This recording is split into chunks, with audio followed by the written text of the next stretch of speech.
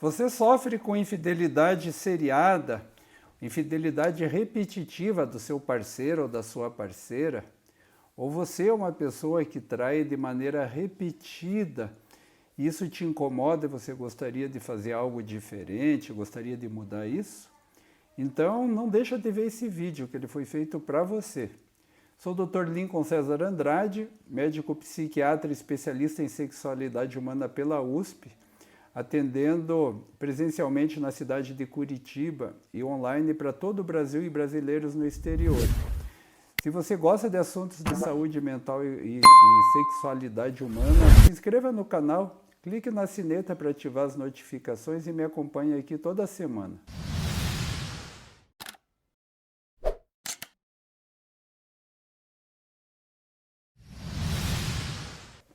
Então vamos lá, gente, falar sobre a infidelidade repetitiva, né? Uma espécie de infidelidade compulsiva, que é chamada também de infidelidade serial. Quando a gente fala sobre comportamentos de excesso, como no caso de uma infidelidade repetitiva, como qualquer outro quadro que envolve questões de saúde mental, esses quadros têm componentes que são cerebrais, ou seja, o funcionamento cerebral, tem componentes psicológicos e tem componentes ligados ao ambiente em que a pessoa cresceu e se desenvolveu e em que vive, né? São as questões ambientais e as questões socioculturais que vêm a influenciar os comportamentos das pessoas. Esse é um assunto bastante amplo, que envolve os comportamentos de infidelidade, mas nesse vídeo que eu vou falar um pouco mais sobre infidelidade repetitiva, eu vou me concentrar nesse vídeo especificamente nos aspectos psicológicos e vou trazendo em outros vídeos outros aspectos importantes dos comportamentos de infidelidade e da infidelidade repetitiva.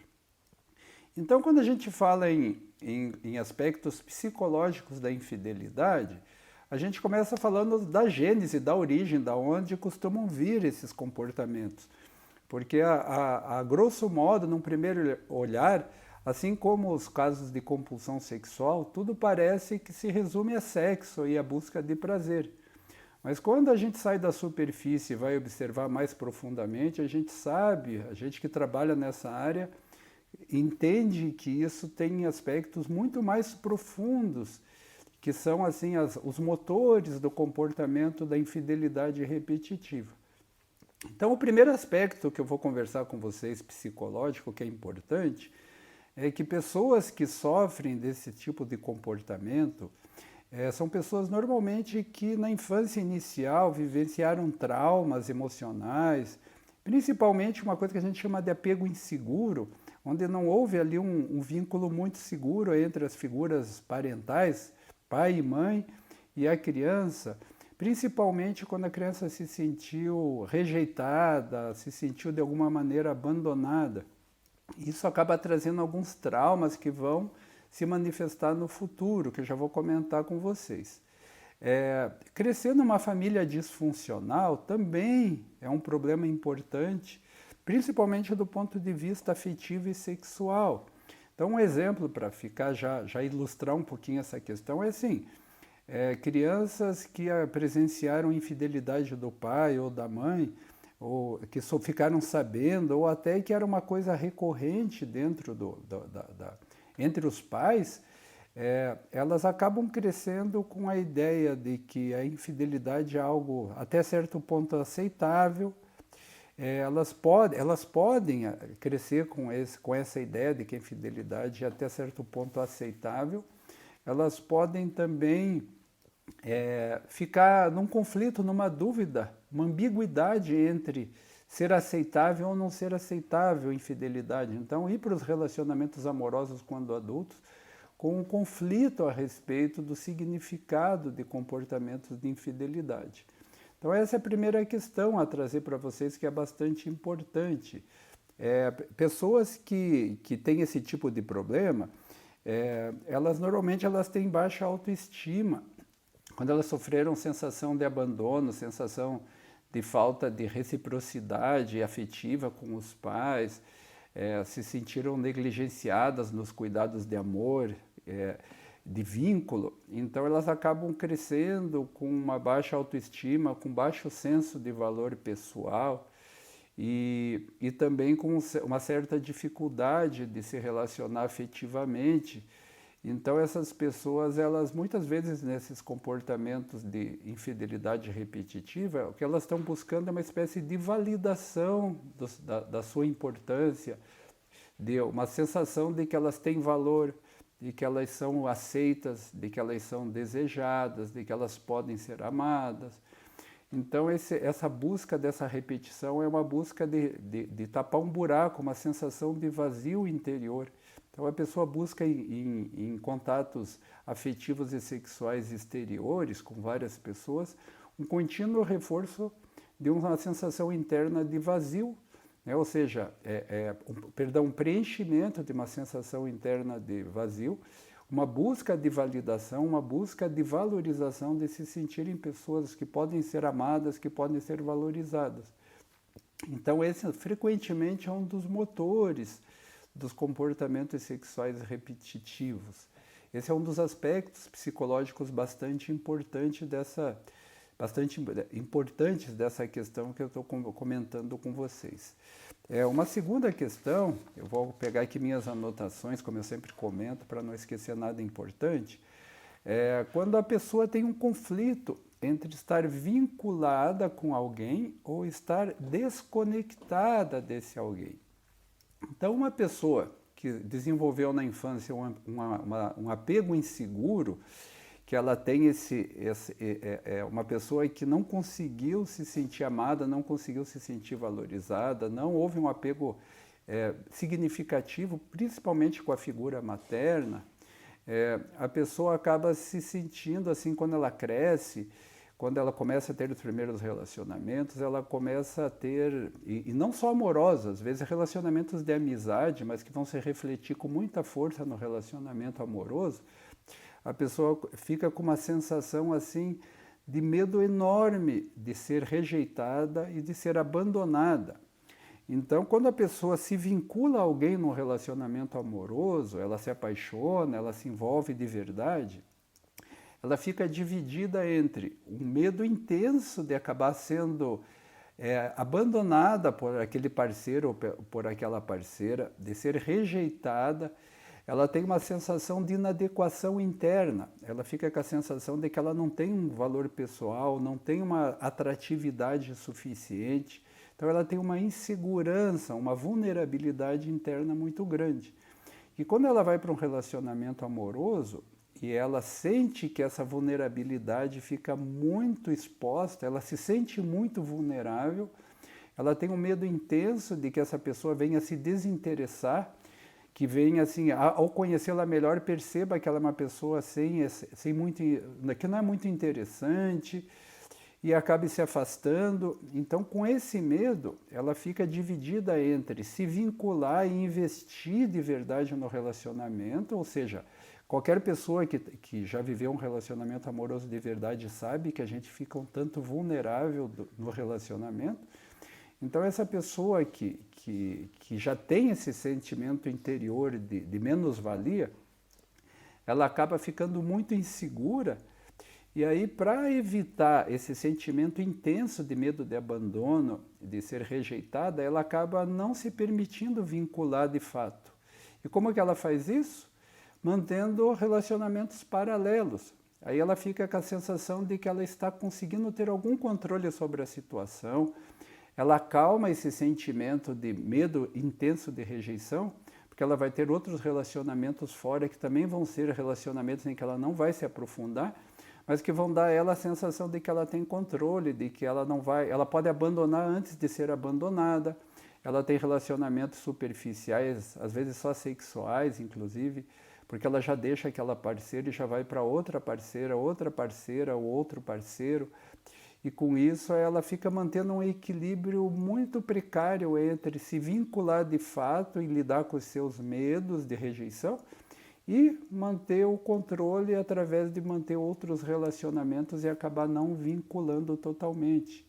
Então a pessoa vive num conflito muito grande. Esse é um segundo aspecto psicológico que pode ser bastante importante na situação das pessoas que têm esse comportamento de infidelidade repetitiva. Um terceiro componente bastante importante, muito importante, é quando a pessoa tem problemas de impulsividade acentuada. Aquelas pessoas que são muito impulsivas.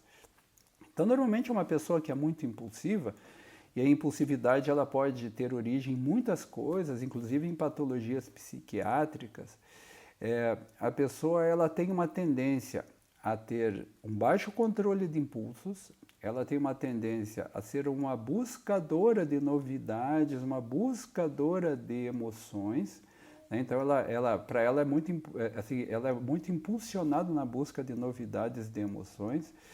Ela, justamente pela impulsividade, pela busca de novidades, pela pouco controle de impulsos, ela tende a ter pouca crítica do seu comportamento. Porque diante de impulsos atrativos, ela acaba tendo reações muito rápidas, irrefletidas, e toma decisões irrefletidas e acaba se envolvendo em situações amorosas sem considerar as consequências potenciais das suas atitudes. Então a pessoa acaba, assim, somando tudo, impulsividade, busca de novidades, de emoções, baixa reflexão, atitudes muito imediatistas, uma busca de satisfação imediata desses impulsos, sem considerar as consequências potenciais futuras, predispõe a pessoa a ter esses relacionamentos seriados também. Porque daí a pessoa começa, cada vez que surge uma pessoa atraente, que desperta um interesse e que surge ali uma oportunidade, a pessoa acaba se envolvendo, então, em relacionamentos de modo seriado. Então, além desses três componentes psicológicos que eu comentei com vocês, que são muito importantes, eu vou citar alguns outros que são muito importantes e que eu vou trazer aqui em outros vídeos de um modo mais detalhado. Mas assim, vou citar aqui rapidamente para vocês. Em primeiro lugar, pessoas narcisistas, né? Então, pessoas que têm traços narcisistas bastante acentuados, são pessoas que acham que são cheias de direitos, né? Elas se sentem muito merecedoras e com direitos que vão além dos direitos do parceiro ou da parceira. São pessoas que se colocam sempre em primeiro lugar em comparação, em relação ao companheiro ou à companheira. Então, esses traços narcísicos acentuados fazem com que essas pessoas não tenham muita crítica e nem muita preocupação com o parceiro. Eles estão preocupados mais com a sua autossatisfação, porque eles se acham mais merecedores do que o parceiro, então acabam, às vezes, tendo comportamentos repetitivos porque eles acham que é direito deles. Essa é uma das questões. A outra questão, outro aspecto psicológico importante é a falta de empatia. A pessoa, quanto menos empatia, ou seja, quanto menos capacidade de se colocar no lugar do outro, menos ele vai se preocupar se o outro vai sofrer, se aquilo ali é uma quebra de compromisso, se está atraindo as suas promessas. Ela simplesmente vai dar vazão aos seus impulsos, porque ela não sente a dor do outro, ela não tem muita capacidade de sentir a dor do outro. Quando isso é muito acentuado, é aquilo que a gente chama de pessoas que sofrem de sociopatia, pessoas que, na verdade, são muito frias emocionalmente e estão realmente em busca dos seus próprios interesses. Outro traço importante é quando a pessoa ela é assim, um tanto grandiosa, ela tem uma certa grandiosidade, principalmente no aspecto sexual. A pessoa ela tem uma avaliação muito alta a respeito da sua performance, ela fica renovando e fica massageando o seu ego continuamente, em diferentes casos amorosos, sempre em busca de performance muito boa e de elogios e de se sentir recompensado pelo feedback que ele tem das suas parceiras ou dos seus parceiros sexuais. Então, obviamente que isso também se relaciona um tanto com o narcisismo e com a falta de empatia. Que mais? A impulsividade, que eu já falei para vocês, é a busca de novidades. O estilo de apego evitativo, que é o que comentei com vocês, entre aquele conflito entre ficar num relacionamento e ficar com medo de abandono ou ficar mantendo o controle através de casos amorosos. Pessoas que têm comportamentos autodestrutivos. Essa questão dos comportamentos autodestrutivos é uma questão muito extensa. Na psiquiatria tem um lugar muito especial, envolve muitas patologias psiquiátricas e psicológicas. Então, assim, eu só vou citar aqui porque isso vai ser foco de vídeos, que a gente vai ter que trazer repetidamente esse assunto aqui para ir tocando em cada diferente aspecto que envolve comportamentos de infidelidade e infidelidade repetitiva. Então, assim, uma pincelada sobre aspectos psicológicos da infidelidade repetitiva e o tratamento, né? A infidelidade repetitiva tem tratamento? Essa é uma pergunta que a gente ouve muito frequentemente no consultório. É gente que trabalha repetidamente o tempo todo com questões de sexologia, saúde mental, relacionamentos amorosos. A gente ouve muito essa pergunta. Isso tem tratamento? Isso tem solução? Tem solução, sim. Só que essa solução ela passa por algumas coisas que são muito importantes antes de que essa solução possa acontecer.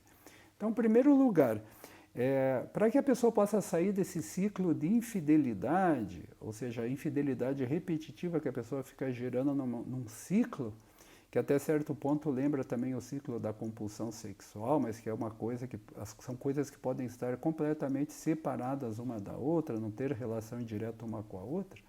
Mas para a pessoa sair desse ciclo da infidelidade, em primeiro lugar, ela tem que reconhecer que ela tem esse comportamento, que esse comportamento é um comportamento problema, e ela tem que estar disposta a assumir a responsabilidade por buscar uma mudança nesse comportamento. Então tudo começa com, primeiro, a percepção do problema.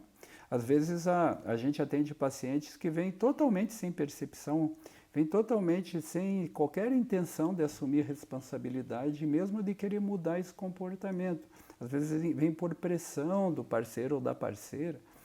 E aí a gente passa para a segunda questão do tratamento. A pessoa tem que estar disposta a assumir essa responsabilidade, ter consciência do seu problema e disposição de mudar por si mesma, porque ela percebe que ela precisa, que isso é uma coisa necessária.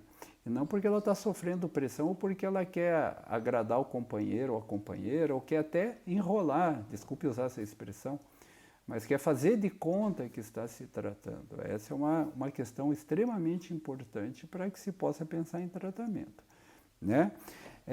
Então a pessoa tem que ter o desejo genuíno de mudança, ela tem que assumir um compromisso de trabalhar pela mudança, e um compromisso real, assim, de ficar firme até que essa mudança possa acontecer.